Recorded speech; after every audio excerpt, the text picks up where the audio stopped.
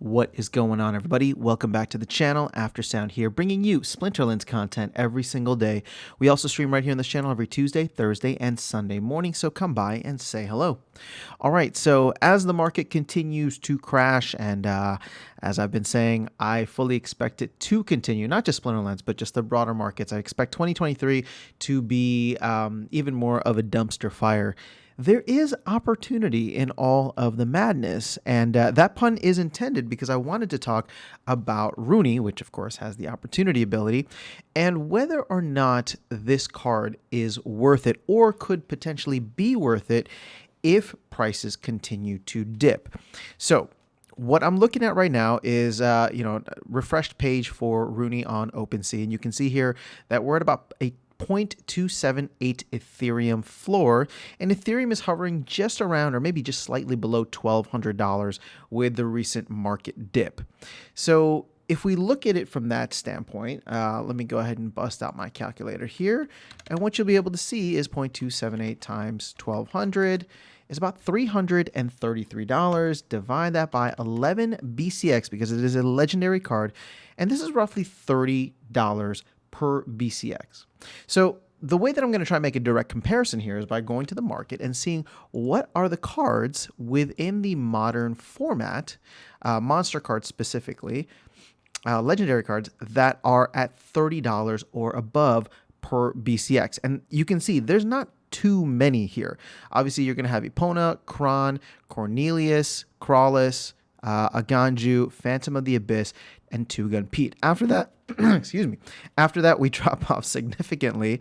Well, I guess not that significantly, but there are other monsters here that I think are well worth the consideration if you're going to be spending $30 per BCX. So I think some of the Untamed and Dice, they get a lot of love just because of the fact that there are so few of them. And you can see here, there's only like 600 Epona, for example, 2,500 Crons, 2,500 Phantom of the Abyss, 1,100 Crawluses, right? So there's not too many of them. And so I think the scarcity does impact it, although they are also phenomenal monsters, right? So if we just take those out for the time being and look at where we're at with the modern format of Chaos Legion and Rift Watchers and what will be the new modern format, which will be Rebellion, of course we don't have those cards, then there's nothing here that's obviously at that price level. Although I would argue and say that there are quite a few cards that I think are at least worth consideration of having, having more than Runi, okay? So Coral Lurker by far and away. And this is going to be the closest. It's $27 per BCX. And this card is just so clutch for the meta, at least right now. Aggro Longtail is one that I don't use, but I've heard from many people who play at high levels of Diamond and Champion that this is a must-have. Again, at the highest levels, this card has self-heal, it has Void Armor, flying, as well as Taunt. So it is just an absolute unit. Now, the other cards, let's go back to the market. And let's look at monsters. The last card in this list that I would probably put in that pile would be Runemancer Kai. And you can see the massive drop off here because now we're talking about roughly half the price. But I think that goes to show just how meta Runemancer Kai is. What you'll also notice, and I want to be very clear about this, these are all Rift Watcher cards, and we haven't even sold like a third of all Rift Watcher cards. So you can see here that the amount in circulation, 3,100, 3,200, 3,000, is actually less than the current amount of Runi in circulation. So these will, in my opinion, come down in price once Rift Watchers start, once Rift Watcher packs start getting opened in mass, right? Obviously, we're not there right now. There might be some changes in the future if Rift Watcher gets pushed to DEC, but that's a topic for another video. So let's go ahead and bring back Untamed and Dice because I think it is worth considering now some of these cards, right? Like, if you're going to be spending $300 on a card, are there better cards in the meta? And again, I would look at these and say, yeah, kind of, right? Like, I mean, Crawlus is a phenomenal card. Maybe not as powerful anymore now that you have someone like Uriel the Purifier. I think Cornelius works really well, especially with the new Fernheart Summoner. Phantom of the Abyss is just, one of the most dominant cards for the Water team. And then you can even look at someone like Dragon Jumper or the Vigilator, right? Or Magnor. All these guys are really, really solid. Now, what makes Runi so popular, what makes Runi so good, is the fact that it has this new ability, this rebirth ability, which I will say to the pro side of Runi now, that for for the Noxious Fumes rule set, it is awesome. It is awesome to have that rebirth come and have it come back to life without any poison on it. And then there have been several games where the Runi has come back, sacrificed itself with that 1 health, 1 armor, and taken 2 more hits for the team that have allowed me to win the game. So that rebirth ability alone does set it apart from all of the monsters here, and that could be very meta in the future. The other thing when it comes to Runi is that we don't know what other kinds of utility are going to be given to it.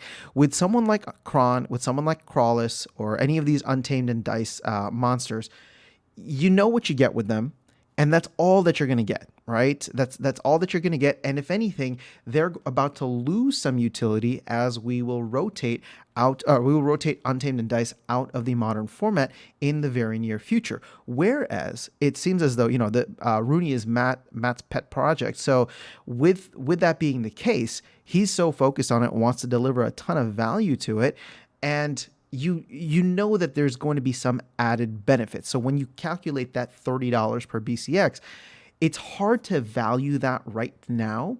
But I think you can put something in there under the potential side of the ledger, right? Because here it's like, again, you know what you get, and you might get something really good, right? I think all of these monsters present awesome value to your deck, no matter what your deck has.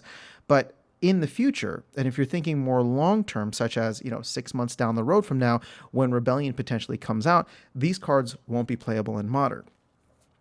So again, this is not to tell you should you get one, should you not. I'm just trying to list out what the potential options are if you're planning to use it, A, as a card, or B, as a gateway to like future potential accessibility, because that's what they want to do with Runi. For example, they're talking about Runi giving you some kind of benefit on passes, or Matt said if you want to get like the battle pass, maybe you have to burn a Runi, which again actually has nothing, like that doesn't really give Runi utility because somebody's just going to buy it and burn it. I would love to see Runi utility on something like land, or in guilds, or in guild alliances.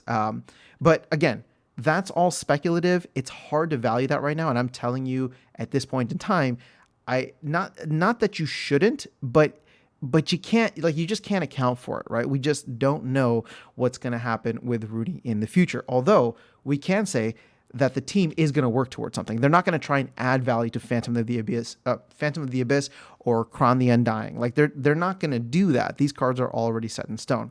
So when it comes to that, if you're comparing and planning to spend that amount, I would say keep an eye out. Maybe Ethereum jumps back down to under $1,000 if we get another market dip. There's a lot of Binance FUD right now. There's a lot of other market FUD.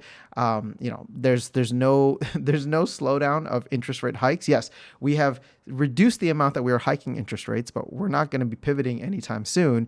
So I further expect some turmoil in the market, which could make for a good opportunity. So if we go back to Runi here, that could be significant if you're able to, for example, catch someone sleeping. Let's say Ethereum does a minus 20% in a single day, and they don't come in to update their floor price. Well, all of a sudden now you can get it for much cheaper if you're coming in from fiat or from another currency, right? So just some thoughts around Runi. Again, I have my main one. I got a couple ones through the whitelist.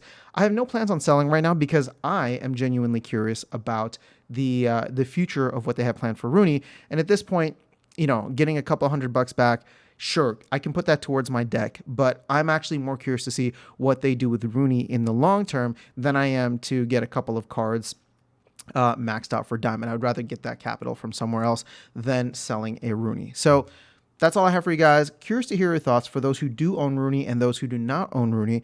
What do you think of this analysis? Am I looking at it the right way? Am I not?